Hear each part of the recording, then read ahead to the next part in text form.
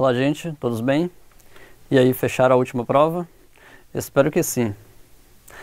Lembrem-se que as provas não são difíceis, basta estudar o assunto, que também não é difícil.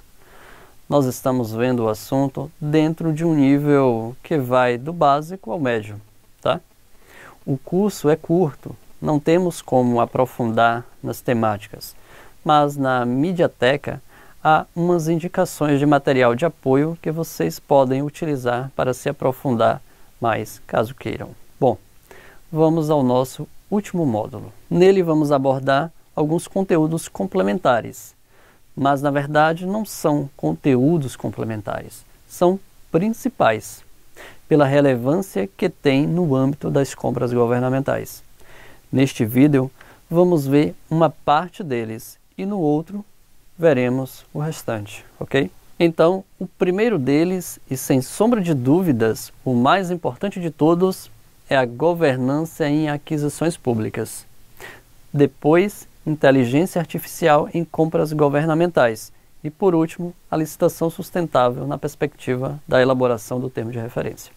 Ao final, como nos outros vídeos, faremos uma síntese do que foi visto aqui. Começo com uma pergunta. Qual a relação entre governança em aquisições públicas, teoria dos custos de transação, plano anual de contratações e compliance com o termo de referência? E a resposta é simples. Todos esses conceitos estão ligados diretamente ou indiretamente à elaboração de bons termos de referência. Entendendo melhor, a estrutura de governança em aquisições é a responsável por coordenar e liderar os processos de aquisições e, em sua prática, precisa atuar para mitigar os custos de transação envolvidos nos processos licitatórios, os quais devem estar alinhados com o plano anual de contratações e devem ser executados em estrita observância às regras de compliance, que podemos definir como agir em conformidade com os normativos que regulamentam as compras governamentais. Sobre a inteligência artificial, pode aparentar estranho tratar desse assunto no setor público, e em especial no âmbito das compras governamentais. Mas alguns órgãos já realizam aquisições de sistemas de apoio à inteligência artificial, como, por exemplo, o TCU, a CGU, o TSE, a AGU, o CAD, o STF, entre outros. Mas quais as formas para contratar soluções com o uso de inteligência artificial? Bom, as instruções normativas número 1 e 2, de 4 de abril de 2019, juntamente com a portaria conjunta número 6, de março de 2019, da Secretaria de Governo Digital do Ministério da Economia, apontam novos caminhos. Sugiro que deem uma olhada nesses normativos. O Ministério da Economia já está fazendo uso da inteligência artificial. Vejamos na tela. Ministério da Economia anuncia LIA, Logística com Inteligência Artificial. Abre aspas. É a primeira aplicação com inteligência artificial para compras públicas disponível aos pregoeiros. Fecha aspas. Afirma Cristiano Hackett. Vejamos o questionamento na tela. Em que a LIA pode contribuir para o aperfeiçoamento da elaboração do termo de referência? Bom, como ela é um chatbot, assistente virtual do CIASG Comprasnet, que faz uso de inteligência artificial, poderá prestar informações relacionadas à confecção do termo de referência, como, por exemplo, TRs para Sistema de Registro de Preços, SRP. O TCU também já vem fazendo uso de inteligência artificial para fazer varreduras nos editais e termos de referência, que estão sendo publicados no portal de compras do governo federal, a fim de identificar incorreções nesses documentos e solicitar os devidos ajustes. Isso também é uma forma de contribuir para o aprimoramento das atividades de elaboração de documentos que compõem o processo licitatório, como é o caso do edital e do termo de referência. Vejamos na tela a matéria do Ministério da Economia no portal de compras do governo federal.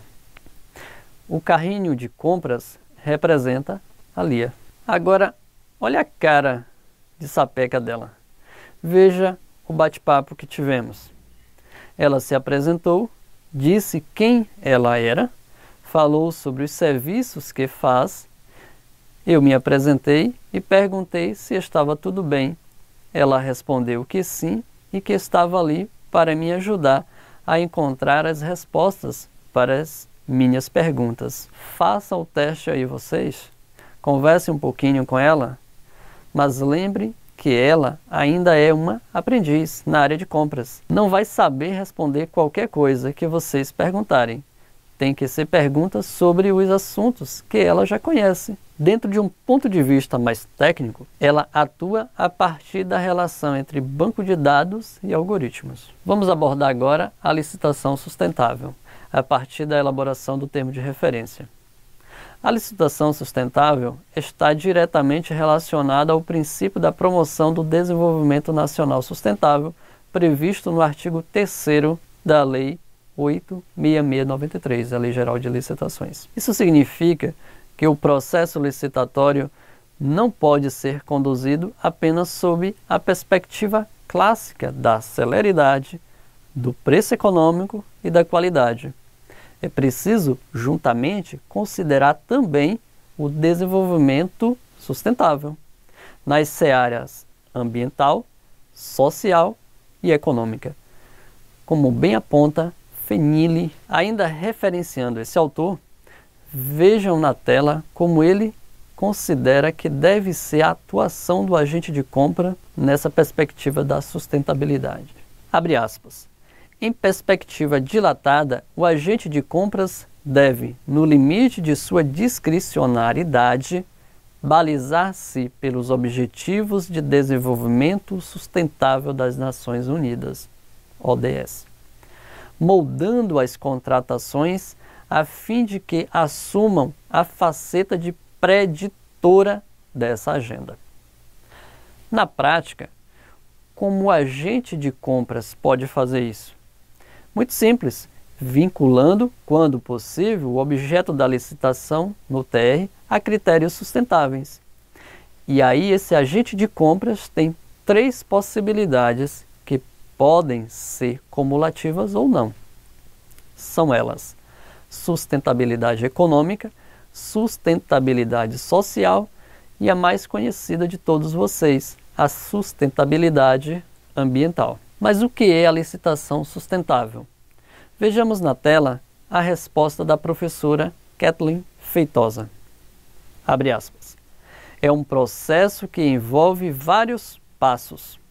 Eles vão desde o planejamento à especificação do objeto da contratação, até o seu uso correto e o descarte final. Notem que ela inclui na definição de licitação sustentável a necessidade da especificação do objeto no TR e vai além. Diz que o uso deve ser correto e que deve haver um descarte final. Esse descarte final deve ser previamente planejado e especificado no termo de referência. Quando cabível, é o que se denomina de logística reversa. Nesse sentido, vejamos o que diz o Decreto Federal número 9.178 de 2017. Abre aspas. Os critérios e as práticas de sustentabilidade serão publicados como especificação técnica do objeto, obrigação da contratada ou requisito previsto em lei especial. Ou seja, os critérios de sustentabilidade como logística reversa e CTF do IBAMA, que comentamos em um vídeo anterior, devem ser previstos no termo de referência e para isto devem ser considerados ou consideradas as questões do ciclo de vida do produto. Na Mediateca vou disponibilizar para vocês um manual da AGU, Advocacia Geral da União, e um material do Tribunal de Contas da União, que orientam como licitar de forma sustentável. Também disponibilizarei um excelente artigo do Renato Kader, intitulado Compras Governamentais Sustentáveis, Construindo um Novo Paradigma. Leiam, é muito bom. E por último, o informativo número 120 de 2017 do Ministério Público do Rio Grande do Sul, que exemplifica como exigir logística reversa no termo de referência, especificamente no caso de cartucho e toner de impressora. Agora vamos à síntese. Estudamos nessa aula sobre 3 importantes assuntos no âmbito das compras públicas: governança em aquisições públicas e sua relação com a elaboração de bons termos de referência. O uso da inteligência artificial como instrumento de auxílio e aprimoramento das ações de compras governamentais. E agora, por último, a licitação sustentável, numa perspectiva mais ampla que envolve os Objetivos de Desenvolvimento Sustentável das Nações Unidas, ODS, assim como a forma correta de exigir, no termo de referência, requisitos de sustentabilidade. Essa foi nossa penúltima aula. Na próxima, finalizaremos o 4º módulo e o curso. Estou aguardando vocês lá. Um forte abraço e nos veremos daqui a pouquinho.